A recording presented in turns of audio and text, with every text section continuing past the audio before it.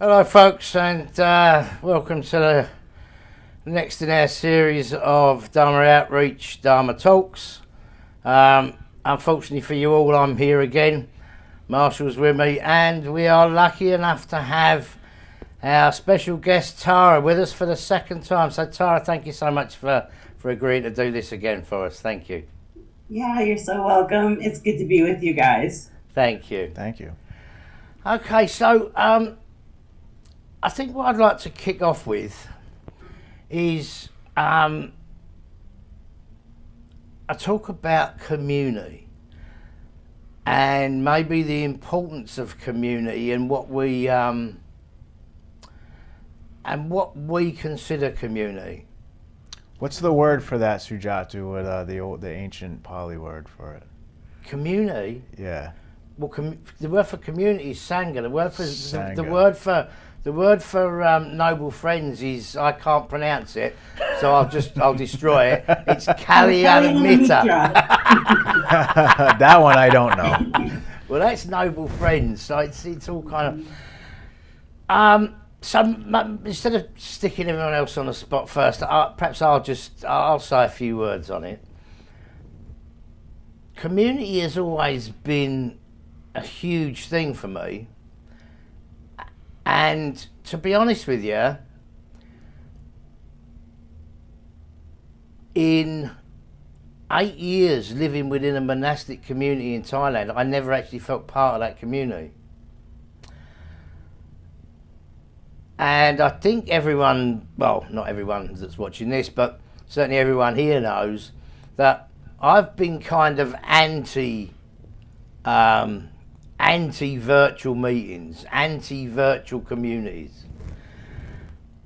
But I'm kind of beginning to realise that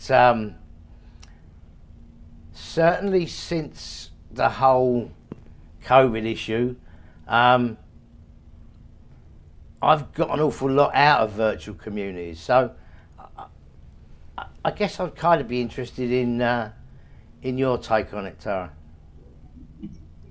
Yeah, it's a weird thing, right? Like the ways we can connect now in the world, and I really love it because it broadens our circle of friends, and we can find sort of the people we're meant to find, and the people can find us who, we're meant to be in their lives. And yeah, at first I was really nervous of all this online stuff because I lived in an in-person sangha for over a decade, but I can truly say I've met some of the greatest, my best friends online, doing Dharma things online and then meeting in real life. And some people they don't have access to temples or Dharma centers or in-person sanghas, and the online world is the only sangha that they have, and I appreciate that. I can appreciate that. I wish we all had an in-person sangha, but I can appreciate the fact that we have these new spaces to gather in and get together and be with one another, And yeah, I do a lot of stuff. Well, we do a lot of stuff online all throughout the week, and I really don't feel not connected to the people that I hang with in this virtual world. It doesn't feel like far away friendship or internet friends. It's just friends, So yeah, I'm kind of a fan of the online stuff, although it is nice to get in a room with other practitioners or Dharma brothers and sisters and just really be together. So I just want to encourage all those internet Dharma friends to go meet your internet friends. There's good stuff to be found there. Yeah. I think that's interesting because for me personally, I've certainly met in person some absolutely priceless friends from initial virtual groups, sanghas, call them what you will. Mm-hmm. Can I ask you then, Tarrah, how important do you think that community, whether it be physical or virtual, how important do you think it is to I'm going to say to Dharma practice.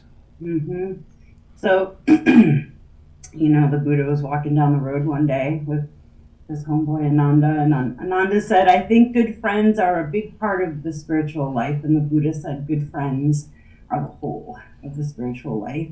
And I sort of subscribe to that notion. And I work really hard to keep good, noble friends around me.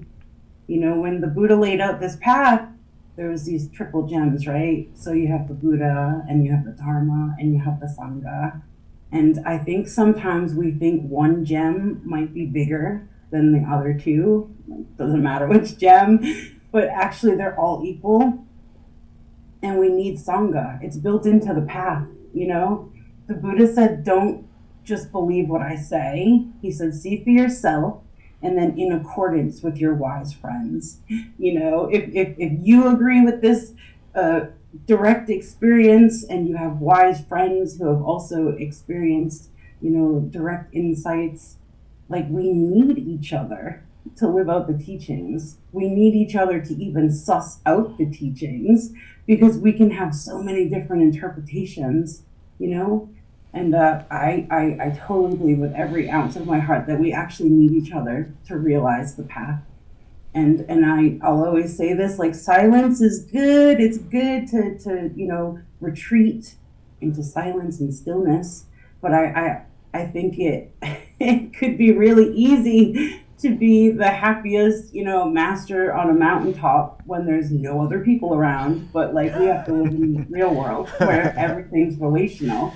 And I think that it's not even accomplishable without Sangha. And the Buddha built that in. I think sometimes we just, like, scrunch that little gem into this little thing that doesn't matter. But I really believe that it's just as important as the other two gems of Buddha and Dharma, I think it's interesting as well that you mentioned that the Buddha built this whole idea of Sangha in. And again, everyone knows I take issue with this interpretation, if you like, that monastics are supposed to be in monasteries from the day they ordain until the day they die, which is to me it's a complete misunderstanding.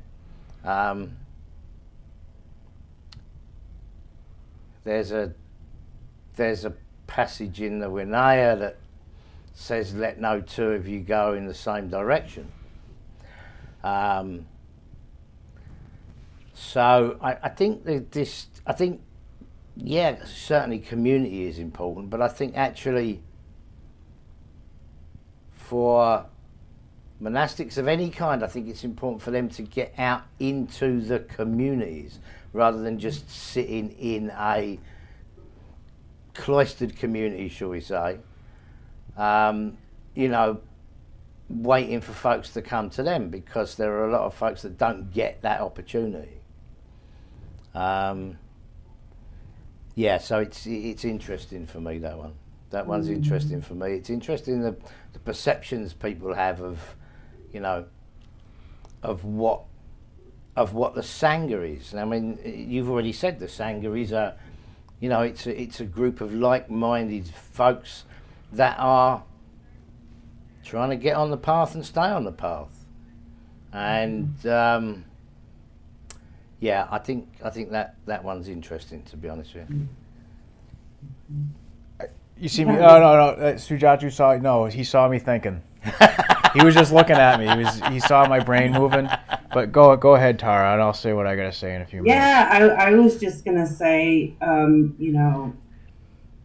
aside from the idea of Sangha, living in Sangha is what makes my life good. It's what keeps me on the path when I want to be a jerk and be mad and righteous and all the other things. Like, it was so funny. I woke up yesterday, and before I even had my coffee, I looked at Facebook and the news, which you shouldn't do for your coffee.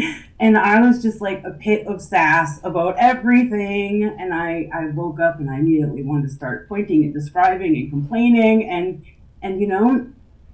one of my Sangha sisters, Gwen, posted something beautiful on her Facebook that was like absolutely timely, and that I needed to see it right then. And like that's just an example of when you keep with noble friends who are on the same path, like we remind each other of our intentions. We practice on each other. We practice loving one another. It's all practicing being this human being, and we need each other to bounce things off of each other, and figure things out, and yeah, keeping in contact with my Kalyana Mitra friends, all week. It keeps me in line. I don't know what book or from the canon, but I think it was actually in the Vinaya. I think I read that monks are like, we should be the back of, like, the eyes in the back of our friends' heads, like always looking out for each other. And I always really love that and hope keep that idea in mind. And I do see it being lived out by my Dharma friends.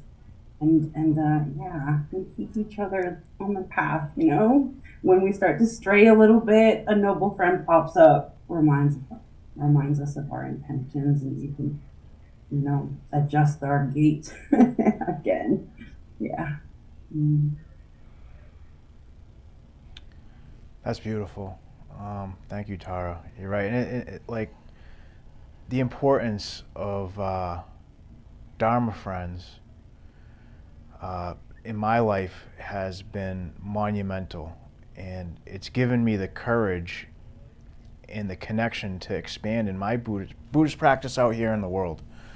And then I'll definitely just be kind of like blunt about it. Like Sujatu and myself, and I'm sure you've experienced it too, Tarrah, we've come across certain situations where people just, either they're disinterested or, not really accepting of, certain individuals coming to Dharma and wanting to utilize like these communities and these resources. And that's upsetting for me. And I think some of the difference is like on a cultural basis, or a person that seems to have done all right in life and comes to Dharma as like a curiosity or kind of like a spiritual expansion. Like, this is good and it is very important, but Dharma for me is a life, because my past patterns of behavior are very destructive and dangerous.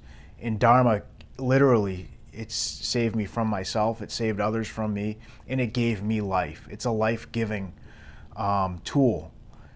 And being able to connect with other people that have experienced that and can understand that's important. And doing this Dharma outreach that we're doing and bringing this to other people that struggle with similar issues and giving them these tools and having them be able to access and utilize, in my mind, like, that's the most important community, because that's where mindfulness meditation, ethical conduct, the 5 precepts, the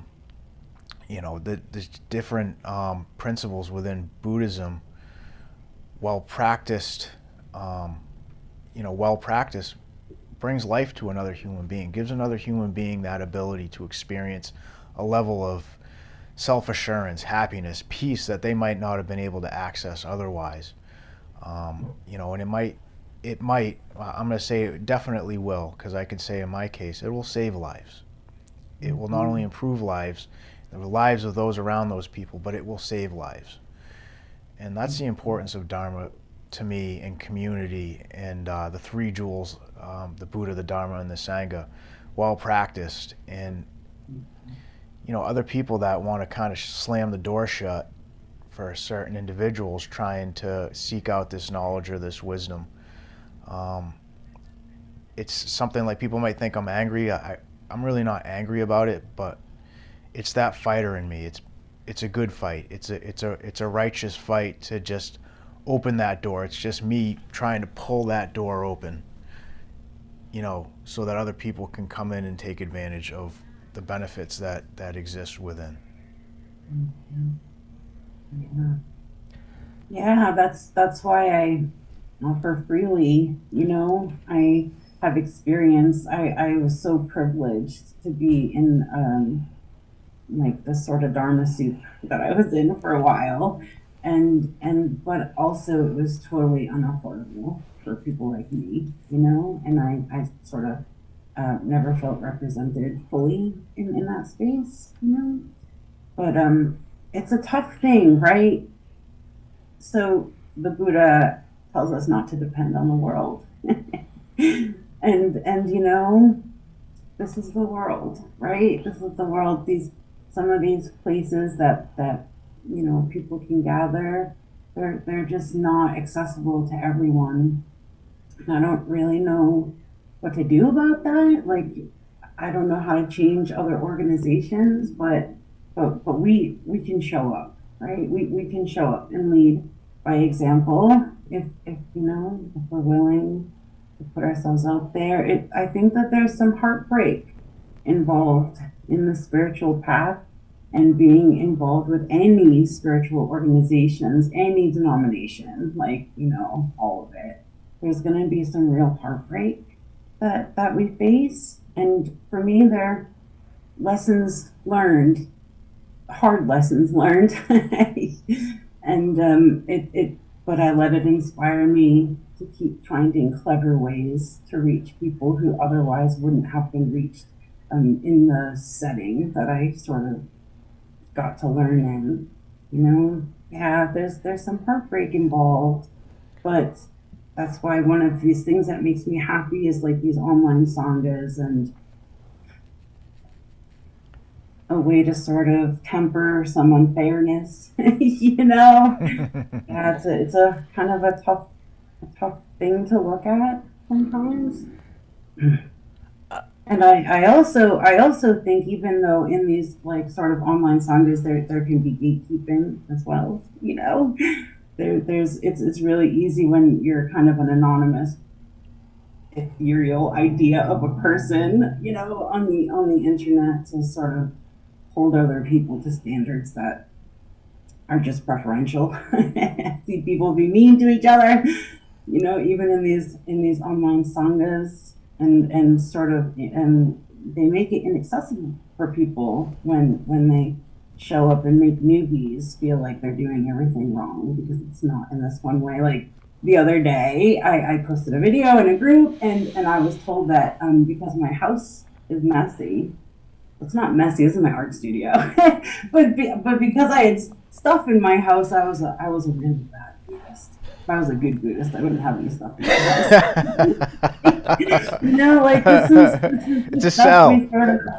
This is the stuff we sort of come up against in spiritual circles, and there's a spiritual industry out there, and it's an industry. They're businesses, and sometimes we find that we thought something was a church, but it was a business, and I think that might be part of the heartbreak that we find sometimes, but we work with it. We work with it from within the teachings, and we might have to go find another sangha, or we might have to create our own sanghas. I know it's a tough thing to watch people get turned away from something that we love and that has helped us so much in our life, but I'm ever hopeful about our expanding global sangha, the way we can reach each other just like this, just like you and I. We're in different cities right now, but we're together, Yeah, I'm hopeful about that. And yeah, this is just something we'll suss out as we go. I think the thing that really frustrates me is when these groups, whether they be virtual or not, when they start insisting that their way is the only way, and if you're not prepared to do it their way, they're not going to.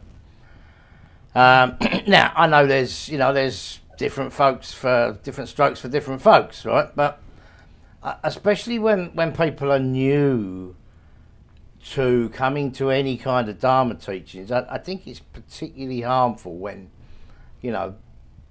folks are met with negative feedback. Mm-hmm. And unfortunately, I've found that a lot.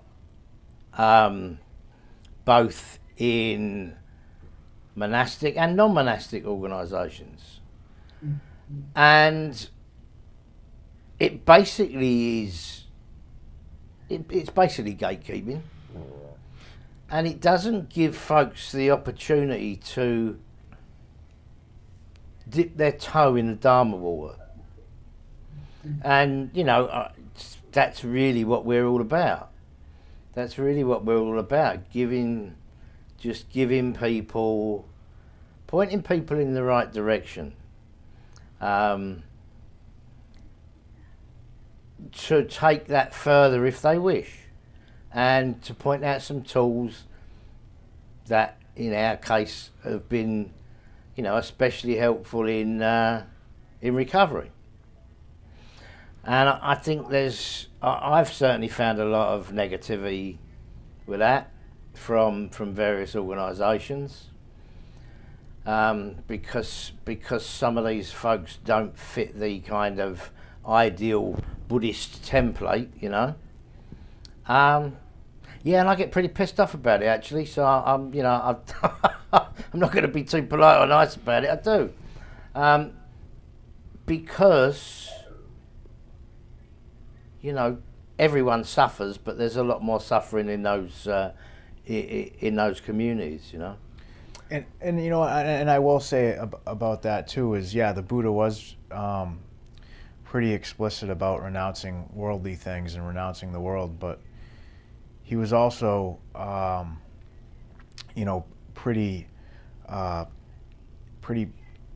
He was all about embracing the Sangha, embracing the three jewels. So if a Sangha exists somewhere, there's many different Sanghas. Having those doors available and open to all seekers to come in and learn and grow, that's important. And I think that, you know, some Sanghas are more open than others, and it's one of those things. And I see it in my field, you know, working in addiction treatment and within like the whole recovery landscape, you know, different recovery supports and pathways and things are a little bit more accepting than others. And like, it's just like anything, like any human thing, it's exclusivity in some things and expectations in others, you know, and in and out group type of mentality and behavior.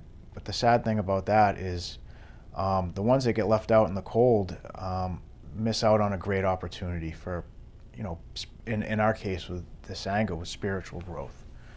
And in my mind, that's not okay. And, you know, being able to speak on that in some fashion and, you know, let people know that all these people out here gatekeeping are just people. That's all they are. They're just people, and we're all flawed. We're all human beings, and that's the beauty of the spiritual life. We come to the spiritual life from that standpoint and perspective, and hopefully are able to grow beyond that. That's the truth. And to think that other people have, you know, like that whole Buddhist ideal, like, oh, you know, like, how could you behave that way? Because I'm a human being and I make mistakes and I'm flawed and I'm working on it. You know, what can I say? Oh yeah. Well, right. There's also the spiritual bypassing that exists in the spiritual world. There's, you know, people don't want to suffer, they want to feel good. That's like our there's a basic humanness that we don't want to suffer, we want to feel good and happy. And again, this is why we need Sangha. Like, so sometimes people find this stuff and they find these ideas like emptiness, and these are big ideas that need to be explored. And if someone's just sort of hanging out by themselves and interpreting this stuff like all sort of by themselves, they can get carried off up into the atmosphere where they're way up here looking down on the world and sort of not seeing anything as problematic, right? Because everything's empty and none of this really matters. And I think we need each other to pull each other back down to earth. There's a real material world that we stand on the ground, right? There's a world here that needs to be tended to, and we fill this world. We need to tend to each other. And I really think we need each other to pull each other back down from these lofty You know, I've seen in some Dharma circles, like if you are doing a certain thing for a while, right? Let's say a group of people is doing a certain thing for a while. That turns into the culture of whatever that thing or that organization is. And it starts to, after years or maybe decades, like this is the way things are done, right? And everyone who participates in that particular container believes this is how things should be done. And then we have a tendency as organizations or people even in different schools of Buddhism to like push our preferences or our culture onto other people, or we sometimes use it as a way to exclude other people, like you're not wearing the right costume, you can't come into this club. And it's a really, again, sad thing. It's part of a heartbreak that I think that we're going to touch if we're truly walking like the spiritual path and trying to see things clearly as they really are. Like we're going to come up against this, and I think it's important for us as practitioners to remember, like, all of our ideas, they're basically preferences. And we need to like start with ourselves and look at that, and we need to be the inclusion, right? Practitioners, Dharma brothers and sisters, like we need to look at ourselves and be the inclusion to what you said, well practiced. To be well practiced, you know, the turning of the wheel requires us to live these things out, not just think about an idea. And yeah, I mean, this is the world. You know, one thing I'll share one more thing. I remember being in my Dharma teacher's office